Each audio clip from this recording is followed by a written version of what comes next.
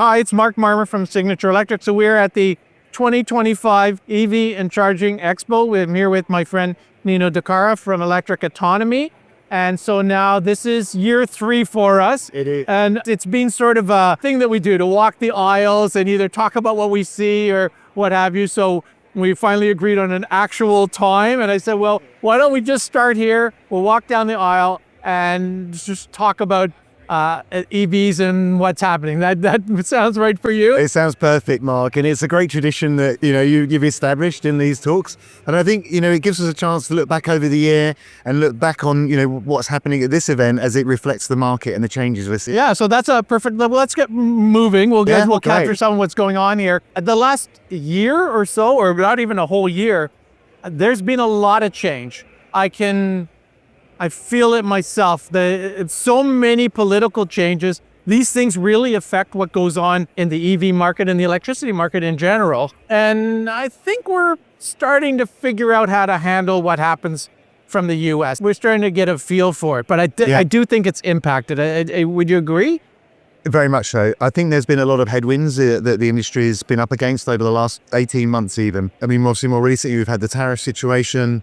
There's been it's fair to say a very anti-sustainability sentiment. That's amazing. Yeah, okay. And then there's, some of the OEMs have slowed down some of their commitments on the EV transition. And just a few days ago, we heard that Honda were postponing the launch of their battery manufacturing hub here in Ontario. Just literally the last day or two this news came out. Indeed, yeah. And, those are just an example of some of the backdrop to the mainstream media narrative we've been hearing. But as you say, I think it is settling down. People talk about the EV transition being not a straight line, but, any growth, it goes ups and downs. Yeah, we saw a couple of days ago, we saw the lines of how things go in general, right? For all kinds of things, they're affected by even washing machines we talked about, right? That's right, yeah. I think that had to do with the war and the need to use that metal for other things, yeah. Yeah, so, we're in as they call it, the trough of disillusionment right now. But there's a strong sentiment from, the many hundreds and thousands of people here. This is just part of the journey. And the baseline of the transition is still very strong. We've got, a dozen automakers here with fantastic EV products. So although Canada may not be manufacturing EVs as fast as we would like, that is a separate issue to the EV transition and the availability of vehicles. So, Canada's not affected by tariffs with the majority of its trading partners. It was announced today with a report from EMC that I think out of 89 battery electric and plug-in hybrid EVs available in this market, I think only 8 are affected by tariffs. So there's still a really fantastic range of models and vehicles available.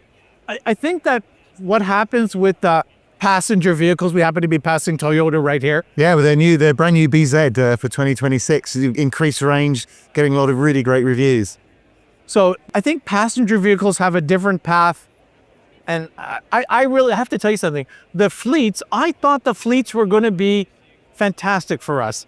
We felt like we were having to educate these drivers one thing at a time till we would go out of our mind trying to explain to them that they need an electric vehicle. Right. And as it turned out, I can't tell you how many people around me have simply decided to buy electric vehicles because it seemed completely obvious to them when they needed their next vehicle. Isn't that great? And we've almost got it right. And the cars are available now in a variety of choices. They're on the dealers' lots. You can get them almost immediately. I bought a used vehicle, perfectly lovely, right. No problem at all. Sold a vehicle. It's just almost becoming like what we always had before. Right. But the reason I thought the fleets were going to be easy because I would just speak to an intelligent fleet manager, one person. Right. They'll buy, they want 20 vehicles or 20 for buying. We're just in the charger end. They'll just buy the charger and it'll be simple. And oh my God, it has turned out to be so much more complicated than I thought it was going to be. And I really am getting a feel that there's a little stall out at the moment. Yeah. Partly, sure. I think they're looking for incentives, and maybe these incentives are still needed. And now with all of these changes, let alone incentives, we're worrying about tariffs. So I don't know how you're feeling about what's happening in that. And I think we need these fleets. And we're working our way over to an electrically powered fire truck. So Yeah. this is the goal, to slowly make our way over there. Yeah. So it's something you would have thought almost unthinkable before. Yeah. What feedback are you getting about fleets and fleet charging? And I mean, Mark, you operate at the sharp end, and you are a real expert at helping people go through the process and deploying their installations for power. It's complex for fleets. There's a lot to handle. You've got facility managers who may not be used to dealing with electrical infrastructure, who now have to kind of come to terms with charging cycles and so on. And that's one of the reasons why, at the Expo here, we've got 4 stages, loads of educational content, lots of people who've gone through the EV transitions, lots of fleet operators like Purolator and IKEA who are sharing their knowledge, who's sharing their path. I think that, yes, we need to do more of this. I think that I give credit to places like Purolator and places like IKEA and a variety of these bigger operators who I think said, we're big enough. We can take a chance. We can try something. We have enough of a bandwidth that if something doesn't exactly go right, it isn't going to put us out of business or affect it. And we think it's important. Yeah. So yeah, this setting gives a chance for that learning to be shared, and you'll be doing that now for a few years. Yeah. I'm hoping that they'll continue to be more willing to share it. I think that we have a situation now where there's just uncertainty.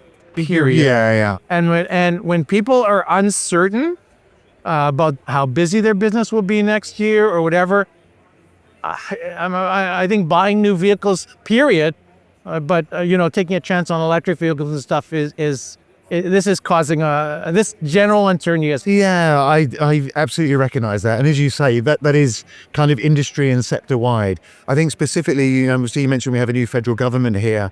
We don't yet know whether there will be incentives for vehicles for charging infrastructure in the same way that there was. And so, companies will maybe wait for their purchases until they know whether they can get a rebate on some of the purchases of this equipment. And people like Electric Autonomy and EMC can have the ear of these people. Now that we're settled and we know who to speak to, we can say we have experience and we know what's important. I understand there's only so much money to go around, but this will be a good place to put your money. If nobody speaks for the industry and nobody's there to help, they don't know what to do, because as you say, it's hard to be an expert. There's a lot to know. Yeah, and this is disruptive technology. It's new technology. It is the way of the future. There's no pollution. The ride is smoother. The cost of running these vehicles is less. This is going to be a great thing for Canada. And what we can't afford is for us to be behind in this transition when Europe and Asia are moving really fast towards an electrified future. We have to make sure that our society is getting the benefit of this transition sooner rather than later. Right. I heard that, what was the announcement? 25% of the cars around the world are now electric of the passenger vehicles. So we're behind. Yeah. But we're it's not impossibly behind.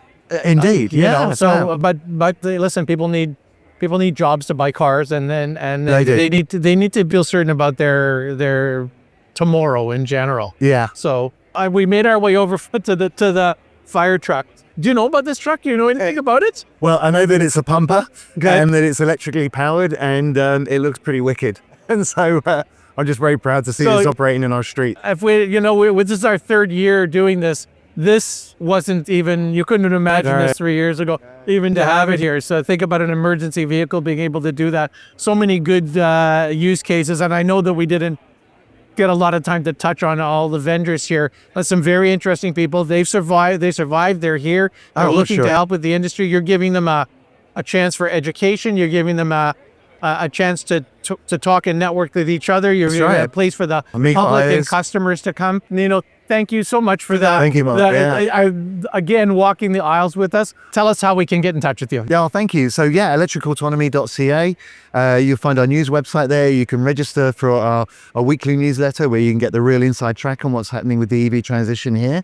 And the EV and Charging Expo has its own website and takes place in April 8th to 9th, 2026 next year. Great. I'm hoping you like this. So if you want, you can certainly reach us at our website, signatureelectric.ca. And I would like you to, we're really trying to continue with our YouTube channel, which has been very successful, youtube.com/signatureelectric. You can learn a lot from following Mark's content. I mentioned it previously, Mark's at the sharp end of actually getting this stuff rolled out. So sometimes I'm comfortable at the sharp end.